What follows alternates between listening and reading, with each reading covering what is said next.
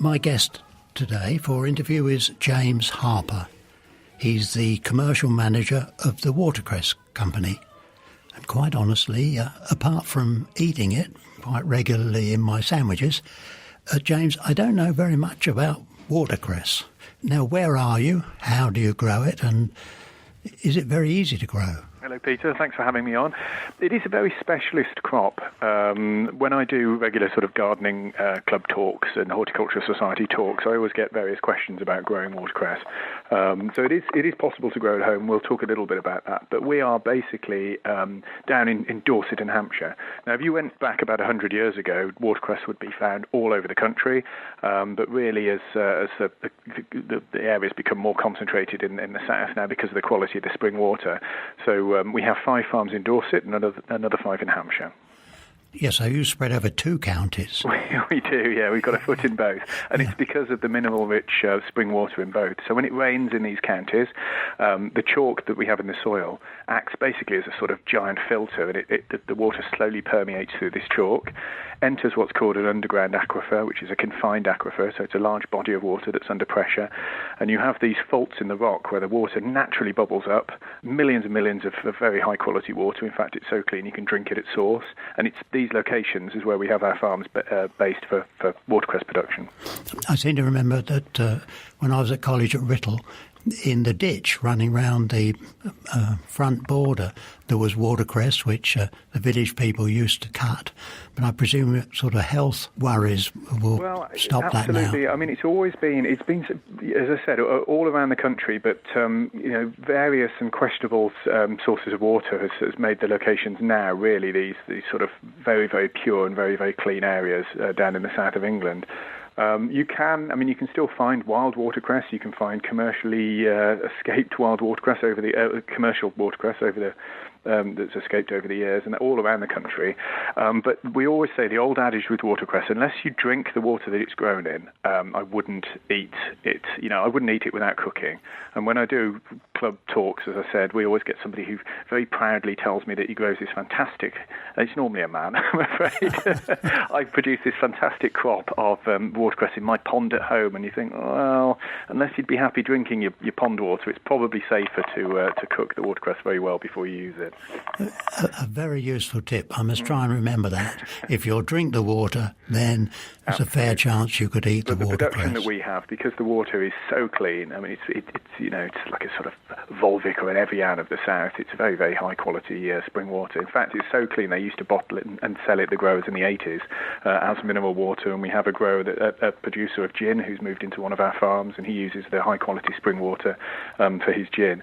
So because of we're blessed with this abundance of spring water, which is naturally very high in minerals, and the farms are fully fenced, and it's a one-way flow. So basically it comes from the ground, we just borrow and divert it through the beds, and then it enters the watercourse one way. It's a very, very safe production. So we always say the best way to have it is to eat it fresh. And you mentioned bed. So can we go into how you actually grow it? I mean, it's an agricultural crop, is it? Yes, yeah, absolutely. I mean, it's quite a large area. These are some of the beds in Dorset and Hampshire are traditional watercress beds that we've modernised. We've opened them up, but the principle is exactly the same as it was done, hundreds of years ago. In fact, the earliest production was in Kent in 1805, and it's moved its way over to Dorset and Hampshire as well. Basically, as London has expanded, it's sort of pushed watercress further and further along. But we use gravel beds. The reason we use gravel is because it's a very clean method of production. It's inert. It doesn't hold anything. And unlike soil, if you were to produce, as gardeners know who listen to this program, if you were to just grow a brassica or cruciferous vegetables, broccoli or kale, again and again and again without any rotation in your garden, the ground's going to get full of club root. It's going to get sick. You have to have rotation. Whereas watercress has been hundreds of years in the same beds, exactly. It's monocropping basically with no rotation, and the reason for that is because of the high quality spring water and the gravel acting as a medium. So it's no need to rotate. And so is watercress then a brassica? It's a cruciferous vegetable, so it's part of the same family, yeah. And it's identified, if you look at sometimes during the summer you might see, in the odd bag of watercress, you might see a little white flower. And it's like all cruciferous vegetables, so kale, cabbage, rocket, oilseed rape. You have these little beautiful cross-shaped flowers, cruciferous, hence the cross shape. And they're perfectly edible. It's not, unlike lettuce or spinach or another crop that bolts and goes to flower, you can eat these watercress flowers. They're beautifully sort of delicately peppery, and they don't mean the crop has sort of gone over. It's just the natural flowering period of the plant during the summer. But even in Victorian times, when they were growing it, that people associated flowering crop with something past its best. So actually, those days it used to be a winter vegetable. It was farmed all the way through the winter, and then come the spring, this sort of time of year, they would actually shut the farms down and they'd start again in the autumn. And that was because they couldn't stop it going to flower. Now, we've completely flipped the industry on its head, and now everybody thinks of watercress, it's synonymous with the summer, and that's because we produce a seed crop. So we have one crop that we grow from seed, we clear the beds out completely, and then we start again with a seedling crop. We do this until we get to, sort of late July, early August, around about the equinox, when the days start to shorten and the nights lengthen out. And then we move to what we call a regrowth. So it's a little bit like mowing a lawn. We cut the crop, it regrows, and we get several cuts that way when the flowering response has naturally left the plant. But it's absolutely fine if your watercress at home does start to go to flower. There's nothing wrong with it. It looks beautiful. And ironically now we have more chefs contacting us trying to ask us to grow edible flowers when they've got these beautiful little peppery watercress flowers available. So what's been around comes around, eh? Absolutely. Yeah. But could you just take me step by step? So in the spring, you sow seed where? Well, we started off years ago. We used to sow seed into big polytunnels. So we would use a mat of peat on the base of a polytunnel. This was sort of January, February. We'd put the seed directly onto the peat, and it looked beautiful. You have these little sort of carpet mats of watercress seedlings all tucked up in the polytunnel.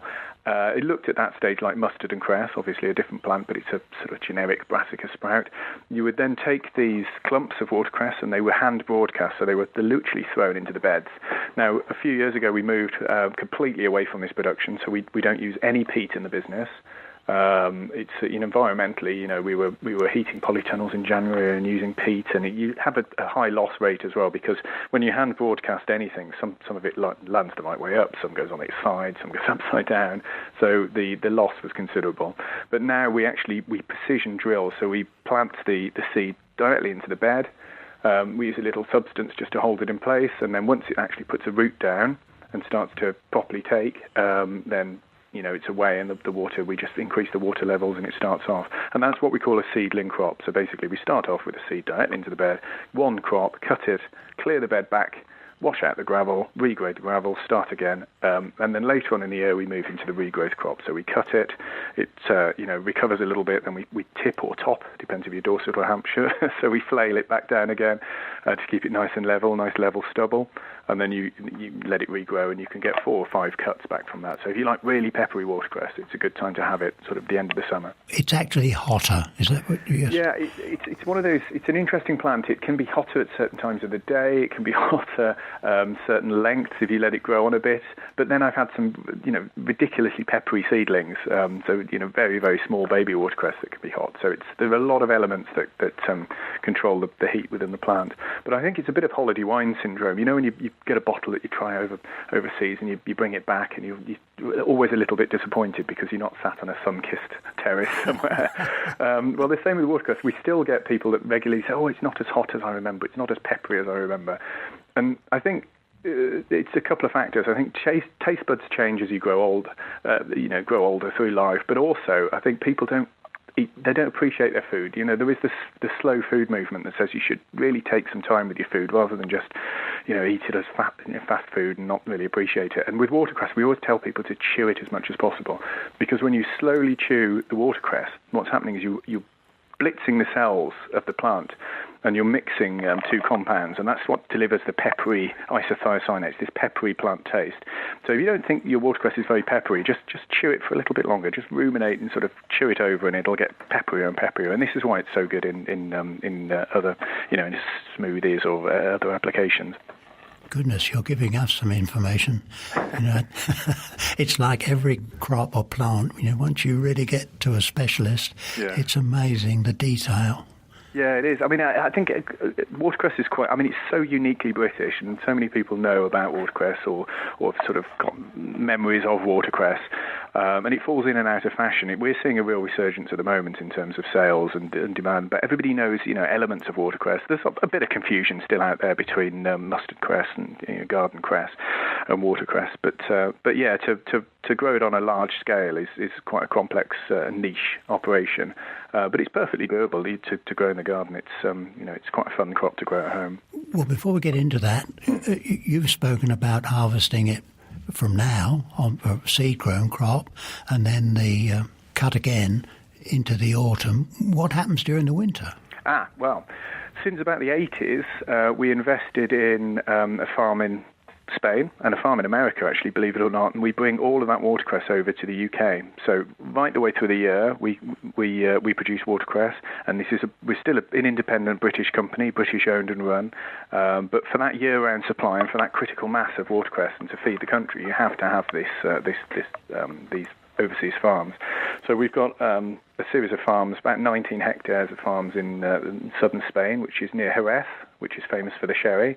And the reason we went over there in the 80s was because, again, it's blessed with an abundance of water. So although it's down in the southern tip of Spain, there's a mountainous region that catches the cloud. It's a very high rainfall, so the quality of the water is excellent over there.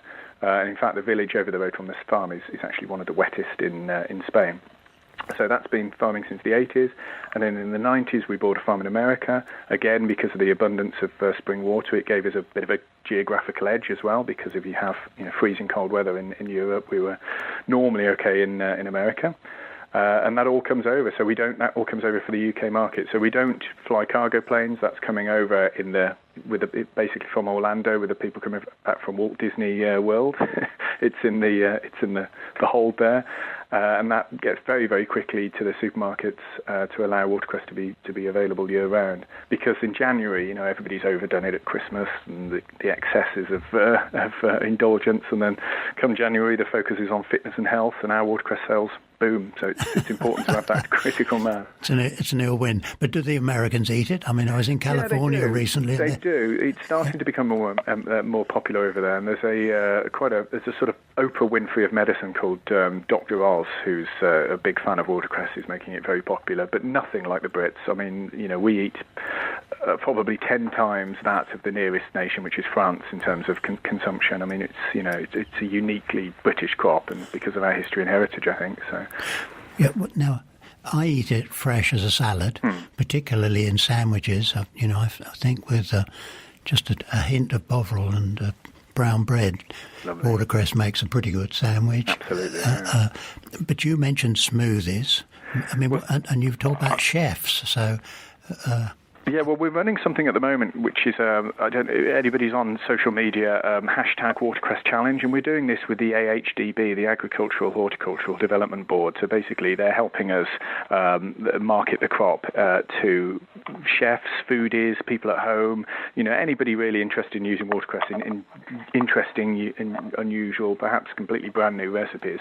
So predominantly, it absolutely is. You said the best way to eat watercress, and the best way to eat any vegetable, is to have it fresh and have it raw. And unlike other cruciferous vegetables, sort of kale, broccoli, cauliflower, that you tend to cook, and a lot of the nutrients are then lost when you do cook. Watercress, really, you want to have as raw, as fresh as possible to get the maximum nutritional benefit. But yeah, it's fantastic. It's really good as a sort of hero ingredient in a range of dishes. So we're working with a number of chefs who are being very creative and telling us, interesting ways to use it. But a really fun way that we found is in a smoothie, because not only is it, as I said, when you chew the watercress, you break down the plant cells and get the pepperiness and the flavour and the benefits and these peppery isothiocyanates. But also, and I've got very young kids, to get my kids to eat fresh fruit and vegetables is a challenge. But as soon as I put it into a smoothie, fantastic, it's sold. And I actually make these smoothies up and then freeze them into little ice lollies as well, so it's quite fun. And we've been working with the Prince of Wales School in Dorchester, making some smoothies, which you can view online. There's a fun little smoothie video, but it's just a good way to sort of get kids to eat veg. How do you do it, James? I mean, do you just put the watercress into a liquidizer? Well, absolutely. You can do it with any recipe that would use spinach or kale. You can just submit and swap and put watercress in. But I mean, we've come up with quite a nice recipe, which is pineapple juice, a bit of frozen mango, watercress, and spinach if you've got it. And it's just this lovely, fresh, vibrant green smoothie. But yeah, the best way to do it really is experiment and just play around. Well, except I like that pineapple juice thought. So where do we pick up this recipe? Well, it's on. If you go to watercress.co.uk, there's a range of smoothie recipes. And that's probably the best source of. But then just try any sort of green smoothie or any fruit smoothie. Just try putting some watercress in there. Yeah. Well, just finally, by absolute coincidence, several weeks ago, I thought it'd be quite a nice idea to get kids at schools to grow watercress, and I've just started in recycled grape punnets to get them to grow it on the school windowsill. I mean, I'm not going to poison them or anything. No. Well, people always want to grow it at home, and I've had over the years so many people come with elaborate water features and sort of tiered designs, and litres and litres of water and recirculation, and you don't need any of that really to do it at home and to do it with the kids, and that's fantastic to recycle something. So all these fruit punnets that are sent to landfill, to actually use these and recycle them is a fantastic thing to do. And safely do it at home. The best method is just a bit of damp compost. So it doesn't have to be a sort of water feature. It doesn't have to be swimming in water. You just need to keep your compost nice and moist on a windowsill. Very, very thinly scatter seed on the top. Within about 4 to 5 weeks, you'll have a nice crop of watercress. But if you can't get watercress seed, or you don't, you want to try another way, you can actually grow it from the bags that you get in the supermarket. I'm afraid that's the way I did, the shortcut. Yes, and it worked very well. It worked very, very well. You put them in a glass of water, they got roots in 5 days, which but kids you can also plant those, as well as in the water, you can plant it straight into compost. But I've seen it done, people put too much of a sprig in. You want to actually break it down a little bit, like any sort of cutting. You only really need the node, you need, just a strike from a small amount of stem. But it's amazing what watercress will come back from. James, I hope we can work together in the future to see if we can't get a few more children at schools. That'll be fantastic. Yeah, it'll be really good. But thank you very much. Fascinating hearing behind the scenes in your production. Thanks for having me. What's on? Well, we've got the Malvern Flower Show, 9th to the 12th of May. And, of course, there is the Rose Society competition there. I have 1 or 2 roses showing a bit of colour in my polytunnel, so I hope that there are enough members of the Rose Society with some really nice bloom to make a good show at Malvern. On the 12th of May, it's Celebrate Garden Day, when it's suggested that we actually invite people into our garden. Now, I'm 100% behind that. There are 2 pleasures with growing plants. First, the satisfaction growing them well, and then, of course, sharing the results. And so a garden share day sounds like a very good idea to me, and you can get all the details on the website gardenday.co.uk. And my thought for the day, experience is a good teacher, but she sends in terrific bills. My thanks to Mr. Fothergill Seeds, sponsor of this podcast, and thanks to you for listening. Enjoy your garden. We'll be back next Thursday. Discover more at sungardening.co.uk.